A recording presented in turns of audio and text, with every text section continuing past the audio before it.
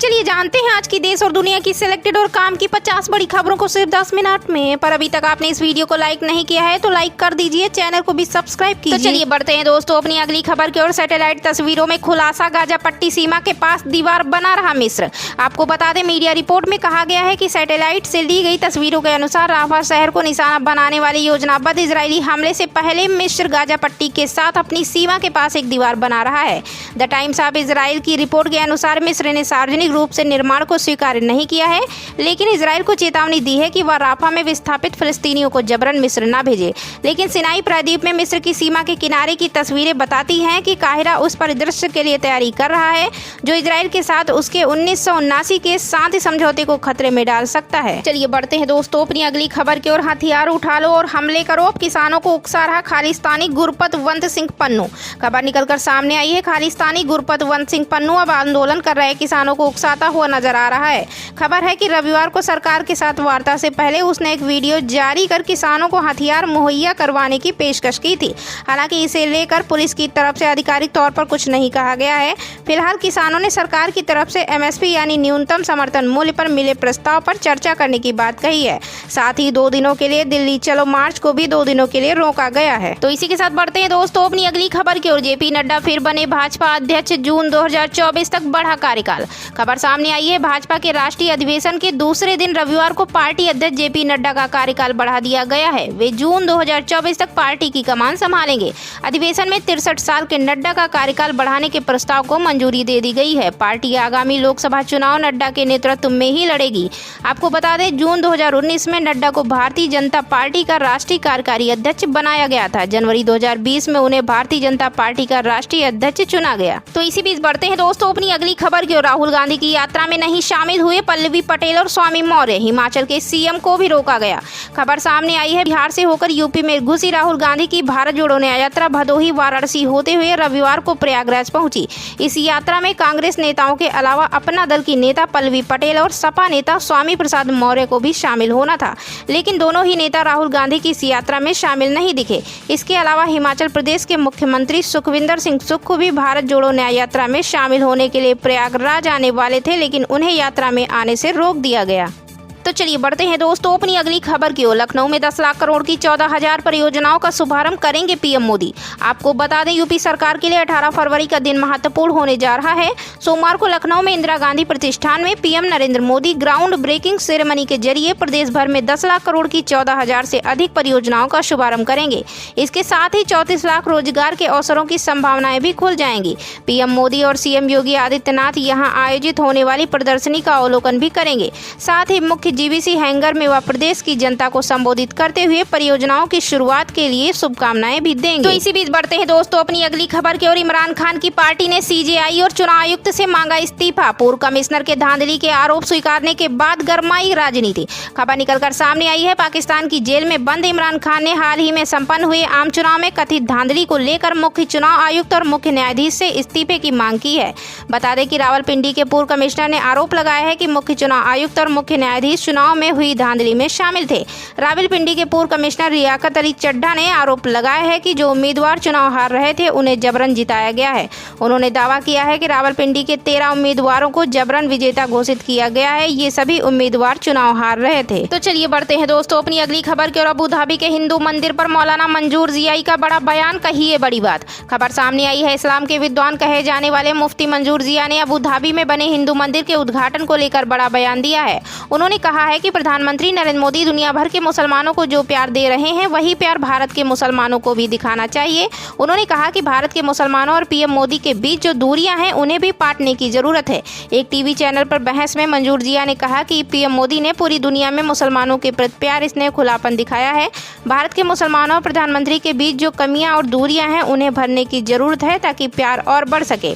उन्होंने कहा कि PM मोदी को इन दूरियों को दूर करने के लिए कदम उठाने होंगे और जिस तरह उन्होंने UAE, बहरीन, सऊदी और ओमान के मुसलमानों के प्रति अपने प्यार को दिखाया है वही व्यवहार भारत के मुसलमानों के प्रति करना होगा। तो इसी बीच बढ़ते हैं दोस्तों अपनी अगली खबर की ओर। राम मंदिर में अमिताभ बच्चन, ऐश्वर्या अंबानी दिखे, कोई गरीब नहीं दिखा। यूपी आते ही राहुल गांधी का हमला। खबर सामने आई है। राहुल गांधी ने कहा है कि अरबपतियों के लिए कालीन बिछी है, गरीबों के लिए कुछ नहीं है। टीवी में ऐश्वर्या राय डांस करते हुए और अमिताभ बच्चन बल्ले बल्ले करते दिखेंगे, लेकिन किसी गरीब की समस्या नहीं दिखेगी। राहुल ने लोगों से पूछा कि राम मंदिर आयोजन में क्या कोई गरीब दिखा, क्या मजदूर दिखाई दिया? वहां अमिताभ बच्चन, ऐश्वर्या राय, अडानी और अंबानी दिखाई दिए। देश की राष्ट्रपति भी नहीं दिखी। राम मंदिर का आयोजन अरबपति और फिल्म स्टार का कार्यक्रम था। तो इसी बीच बढ़ते हैं दोस्तों अपनी अगली खबर की ओर। पीएम मोदी आज करेंगे कल की धाम का शिलान्यास और मंदिर के मॉडल का लोकार्पण, फिर जनसभा को करेंगे संबोधित। खबर सामने आई है। प्रधानमंत्री नरेंद्र मोदी सोमवार को जिले में रहेंगे। वह यहां एचोड़ा कंबो स्थित श्री कल की धाम का शिलान्यास करेंगे। श्री कल की धाम के पीठाधीश्वर आचार्य प्रमोद कृष्णन ने बताया कि सोमवार सुबह 7:30 बजे गर्भगृह में पूजन शुरू होगा। 10:30 बजे प्रधानमंत्री कल की धाम की आधारशिला रखेंगे। वह कल की मंदिर के मॉडल का लोकार्पण भी करेंगे। शिलान्यास समारोह में यूपी की राज्यपाल आनंदीबेन पटेल, मुख्यमंत्री योगी आदित्यनाथ समेत कई मंत्री भी शामिल होंगे। तो चलिए बढ़ते हैं दोस्तों अपनी अगली खबर की ओर। अंतर्राष्ट्रीय दबाव के आगे नहीं झुकेगा इजराइल, नेतन्याहू बोले हमास का आखिरी बचा गढ़ है रफा। खबर सामने आई है। इजरायली प्रधानमंत्री बेंजामिन नेतन्याहू ने कहा कि उनका देश हमास के लड़ाकों को खदेड़ने के लिए गाजा के रफा क्षेत्र में जमीनी सैन्य कार्रवाई और फलस्तीनियों के साथ भविष्य के समझौते के संबंध में अंतर्राष्ट्रीय दबाव के आगे नहीं झुकेगा। उन्होंने कहा कि इजराइल को रफा में जमीनी कार्रवाई से रोकने का मतलब है हमास के खिलाफ युद्ध हारना होगा। नेतन्याहू ने कहा कि रफा गाजा पट्टी में हमास का आखिरी बचा गढ़ है। उन्होंने अमेरिकी राष्ट्रपति जो बाइडेन से कहा था कि इजराइल पूर्ण जीत तक लड़ेगा और इसमें रफा में कार्रवाई भी शामिल है। उन्होंने आगे कहा कि अगर बंधक समझौता हो भी जाता तो इजराइल अंततः रफा में प्रवेश करेगा। उन्होंने कहा पूरे जीत का कोई विकल्प नहीं है, रफा में हमास बटालियन को खत्म किए बिना पूरी जीत नहीं होगी। तो इसी बीच बढ़ते हैं दोस्तों अपनी अगली खबर की ओर। किसानों को जम गई एमएसपी पर सरकार की बात, 2 दिनों के लिए रोका दिल्ली चलो मार्च। खबर निकलकर सामने आई है। सरकार के साथ रविवार रात हुई चर्चा के बाद आंदोलन कर रहे किसानों ने दिल्ली चलो प्रदर्शन को 2 दिनों के लिए रोकने की बात कही है। खबर है कि किसान 2 दिनों के दौरान सरकार की तरफ से पेश एमएसपी यानी न्यूनतम समर्थन मूल्य के नए प्रस्ताव को समझेंगे और फिर आगे की नई रणनीति तय करेंगे। मीडिया रिपोर्ट के अनुसार किसान अगले 2 दिनों में सरकार के प्रस्ताव का अध्ययन करेंगे। इस दौरान दिल्ली कूच नहीं करेंगे। किसान नेता श्रवण सिंह पंढेर का कहना है, हम हमारे फोरम में 19 और 20 फरवरी को चर्चा करेंगे और जानकारों की इस पर राय लेंगे। इसके आधार पर ही आगे का फैसला लिया जाएगा। तो चलिए बढ़ते हैं दोस्तों अपनी अगली खबर की ओर। सैटेलाइट तस्वीरों में खुलासा, गाजा पट्टी सीमा के पास दीवार बना रहा मिस्र। आपको बता दें मीडिया रिपोर्ट में कहा गया है कि सैटेलाइट से ली गई तस्वीरों के अनुसार राफा शहर को निशाना बनाने वाली योजनाबद्ध इजरायली हमले से पहले मिस्र गाजा पट्टी के साथ अपनी सीमा के पास एक दीवार बना रहा है। द टाइम्स ऑफ इजराइल की रिपोर्ट के अनुसार मिस्र ने सार्वजनिक रूप से निर्माण को स्वीकार नहीं किया है, लेकिन इजराइल को चेतावनी दी है कि वह राफा में विस्थापित फिलिस्तीनियों को जबरन मिस्र न भेजे। लेकिन सिनाई प्रायद्वीप में मिस्र की सीमा के किनारे की तस्वीरें बताती हैं कि काहिरा उस परिदृश्य के लिए तैयारी कर रहा है जो इजराइल के साथ उसके 1979 के शांति समझौते को खतरे में डाल सकता है। चलिए बढ़ते हैं दोस्तों अपनी अगली खबर की ओर। हथियार उठा लो और हमले करो, अब किसानों को उकसा रहा खालिस्तानी गुरपतवंत सिंह पन्नू। खबर निकलकर सामने आई है। खालिस्तानी गुरपतवंत सिंह पन्नू अब आंदोलन कर रहे किसानों को उकसाता हुआ नजर आ रहा है। खबर है कि रविवार को सरकार के साथ वार्ता से पहले उसने एक वीडियो जारी कर किसानों को हथियार मुहैया करवाने की पेशकश की थी। हालांकि इसे लेकर पुलिस की तरफ से आधिकारिक तौर पर कुछ नहीं कहा गया है। फिलहाल किसानों ने सरकार की तरफ से एमएसपी यानी न्यूनतम समर्थन मूल्य पर मिले प्रस्ताव पर चर्चा करने की बात कही है।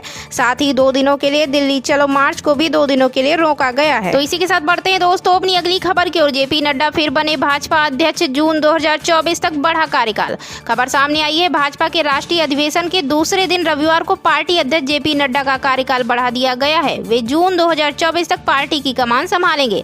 अधिवेशन में 63 साल के नड्डा का कार्यकाल बढ़ाने के प्रस्ताव को मंजूरी दे दी गई है। पार्टी आगामी लोकसभा चुनाव नड्डा के नेतृत्व में ही लड़ेगी। आपको बता दें जून 2019 में नड्डा को भारतीय जनता पार्टी का राष्ट्रीय कार्यकारी अध्यक्ष बनाया गया था। जनवरी 2020 में उन्हें भारतीय जनता पार्टी का राष्ट्रीय अध्यक्ष चुना गया। तो चलिए बढ़ते हैं दोस्तों अपनी अगली खबर की ओर। लखनऊ में 10 लाख करोड़ की 14,000 परियोजनाओं का शुभारंभ करेंगे पीएम मोदी। आपको बता दें यूपी सरकार के लिए 18 फरवरी का दिन महत्वपूर्ण होने जा रहा है। सोमवार को लखनऊ में इंदिरा गांधी प्रतिष्ठान में PM Narendra Modi ground breaking ceremony के जरिए प्रदेश भर में 10 लाख करोड़ की 14,000 से अधिक परियोजनाओं का शुभारंभ करेंगे। इसके साथ ही 34 लाख रोजगार के अवसरों की संभावनाएं भी खुल जाएंगी। पीएम मोदी और सीएम योगी आदित्यनाथ यहां आयोजित होने वाली प्रदर्शनी का अवलोकन भी करेंगे। साथ ही मुख्य जीवीसी हैंगर में वह प्रदेश की जनता को संबोधित करते हुए परियोजनाओं की शुरुआत के लिए शुभकामनाएं भी देंगे। तो इसी बीच बढ़ते हैं दोस्तों अपनी अगली खबर की ओर। किसानों को जम गई एमएसपी पर सरकार की बात, 2 दिनों के लिए रोका दिल्ली चलो मार्च। खबर निकलकर सामने आई है। सरकार के साथ रविवार रात हुई चर्चा के बाद आंदोलन कर रहे किसानों ने दिल्ली चलो प्रदर्शन को 2 दिनों के लिए रोकने की बात कही है। खबर है कि किसान 2 दिनों के दौरान सरकार की तरफ से पेश एमएसपी यानी न्यूनतम समर्थन मूल्य के नए प्रस्ताव को समझेंगे और फिर आगे की नई रणनीति तय करेंगे। मीडिया रिपोर्ट के अनुसार किसान अगले 2 दिनों में सरकार के प्रस्ताव का अध्ययन करेंगे।